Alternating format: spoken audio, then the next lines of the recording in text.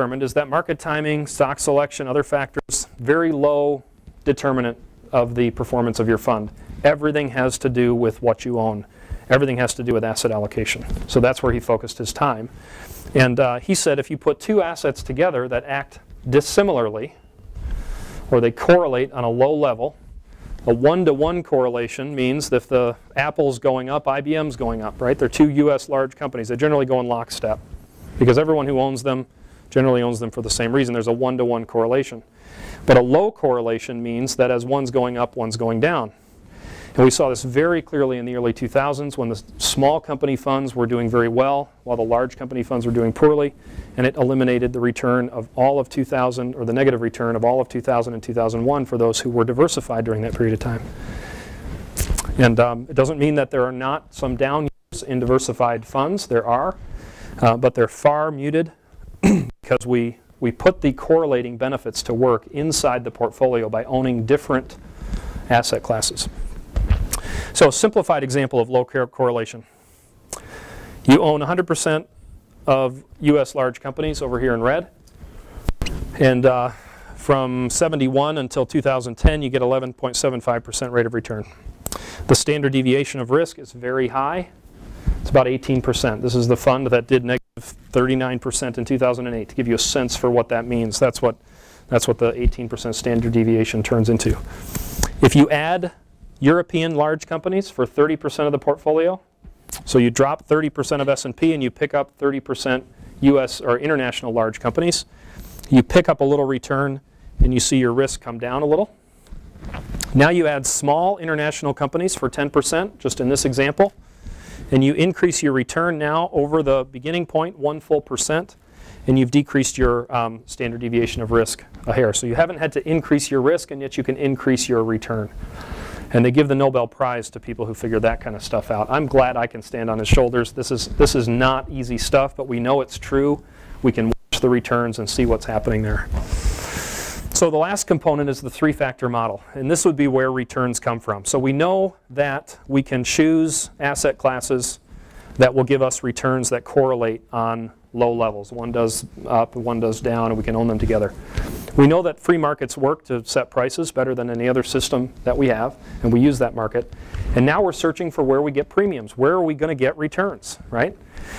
And we get them from the market, we get them from the size of the company, small companies, and we get them from value companies. And this was by Fama and French. Factor one is the market factor. If you own T-bills or CDs, CDs would be less risky. Equities or securities or stocks would be more risky than CDs or bonds, right? But the return is there. It's there all the time. It's been there for 80 years, okay? As long as we can find a premium in any kind of asset, we find it here. So if you want to beat inflation, which is the T-bill price essentially, equities are where you beat it. So the market factor question is number one. The market is you beat the T-bill market in the S&P 500 by 6%. Higher standard deviation of risk for sure, but we need to own the market to gain wealth. Number two is the size factor.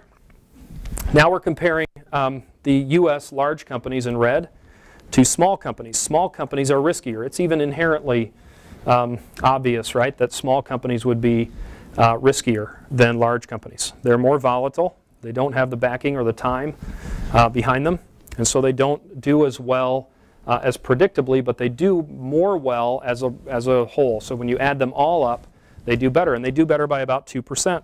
And they do it very, very consistently for years and years. It takes 44 years to determine a premium, and we've got 60 years of premiums showing up on small companies versus large companies. So we want to own small companies because it's a risk worth taking. We get paid for it.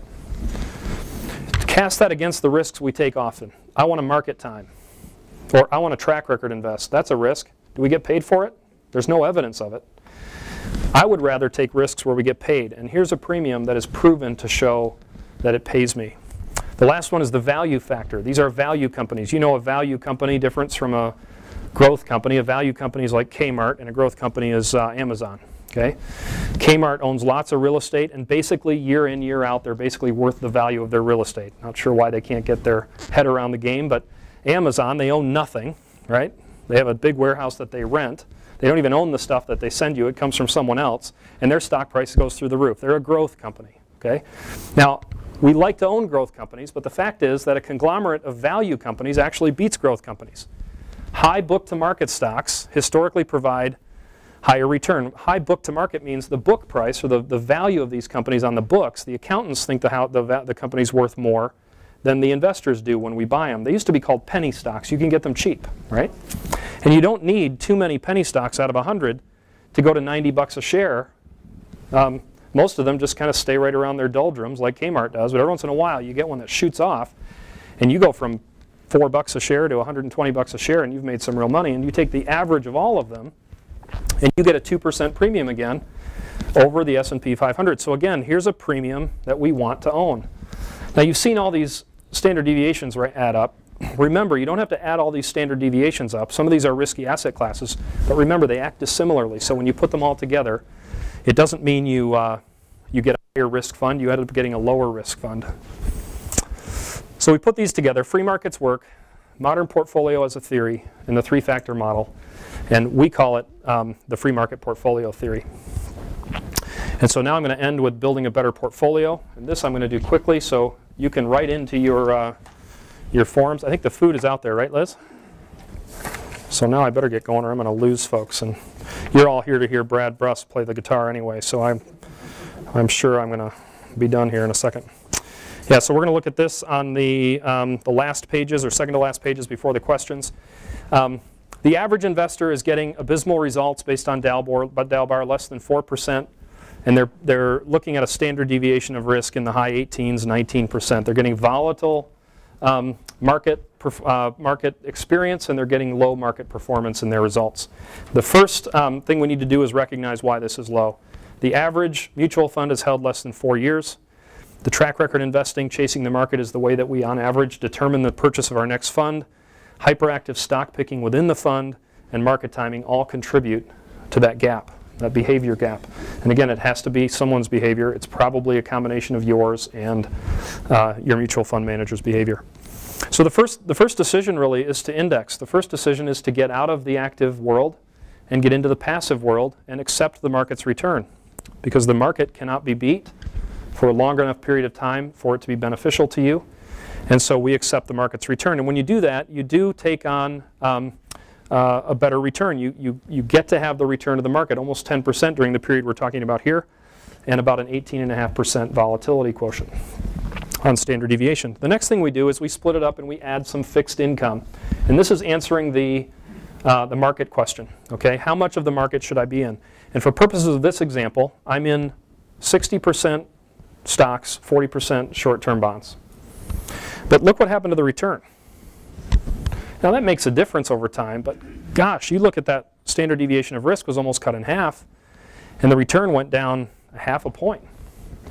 You got to remember, fixed income products still get a return, right? They get 5 to 6% on that 40%, and so and they offset each other. They correlate in a negative way. The next thing we do is we add international, so that we can go international. We split the equities up 50-50. So we have 30% equities here in the US, 30% internationally, all large. And you see the return go up a hair. You see the standard deviation of risk go up a hair. Portfolio 5, we then add small cap in the US and small cap international. And there you see a big jump in the return, more than a percentage point. And you do see a little bit of a jump in the standard deviation of risk as well. And then you add the value company. And the standard deviation of risk actually comes down because value companies and large companies offset each other, and you're actually up there near 11%. Most people are looking for stock market returns with bond market risk. That's what they want. And most people are getting bond market returns with stock market risk. And no one can promise you stock market returns with bond market risk. It is not possible to get. In order to get a better return, you need to take more risk. There's no way around that. But you can minimize your risk considerably by diversifying. And that's how you do it.